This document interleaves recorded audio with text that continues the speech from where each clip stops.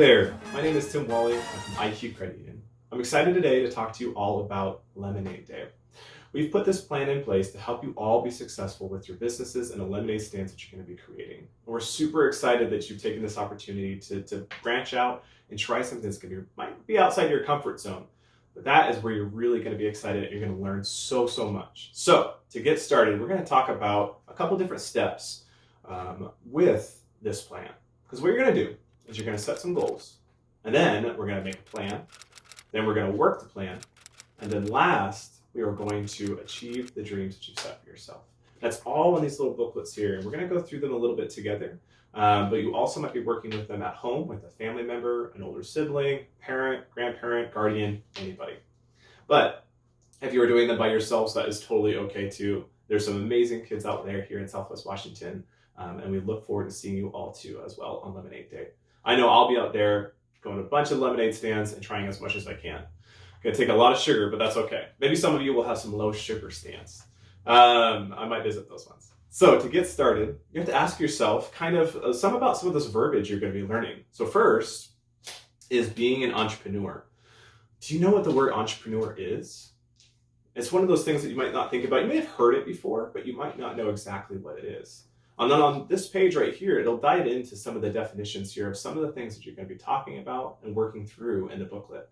So for example, an entrepreneur, we've got the definition right here. We've got business, we've got profit, and we've got expenses. Some of the things you'll be thinking about.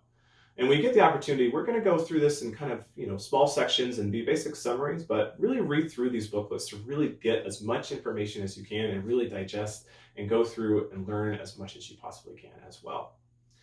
One of the biggest things I'd love for you to think about is the why. I know it sounds kind of odd. So why am I doing this? Well, some people might say to make profit, which you probably will, and you're hoping to do that too. But the why sometimes gives a framework for everything. So for example, why would I start this business? What it does is it allows people to understand the passion or the excitement around what you are doing. And if you are passionate about something or excited about something, other people will see that and then they'll get excited about it. And then they'll want to support your stand more and more and more. And this is the same with businesses too.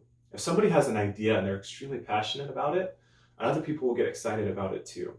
And that will help everything else fall into place. And people will understand, they'll understand what you're talking about when you talk about your brand. They'll understand your product, the stand. As long as it goes all together and you kind of all think about the why you're doing this, it'll frame everything else and it'll make it kind of feel a little bit more understandable and people will relate a little bit better to your stand.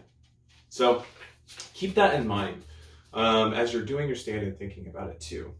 One of the next parts is thinking about, do you know an entrepreneur in your community?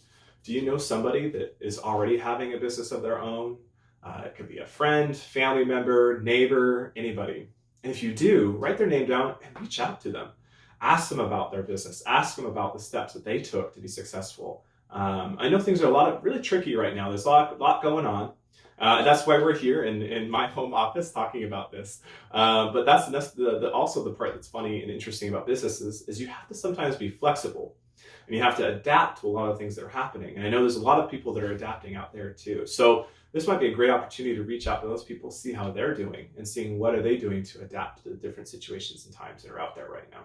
So, but coming back to the booklet, we're going to set some goals. And those goals are going to revolve around three things.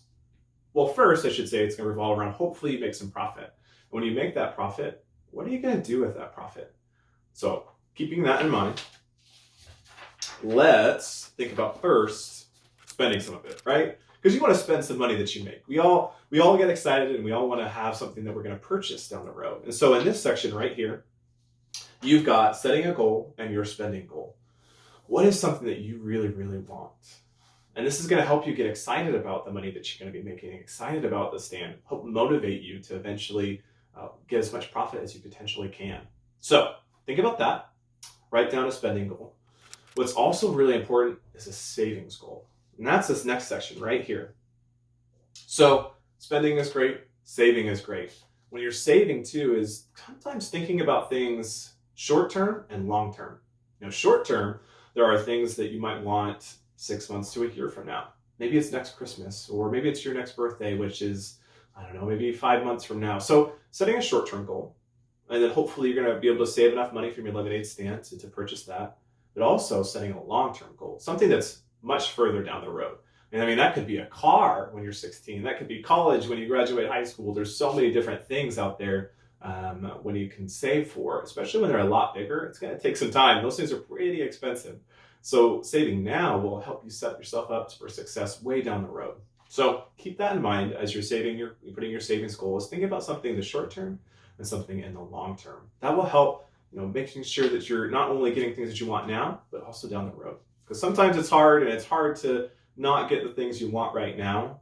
But trust me, it's so much better when you can eventually pay for those down the road, and you know that you've saved all that money yourself.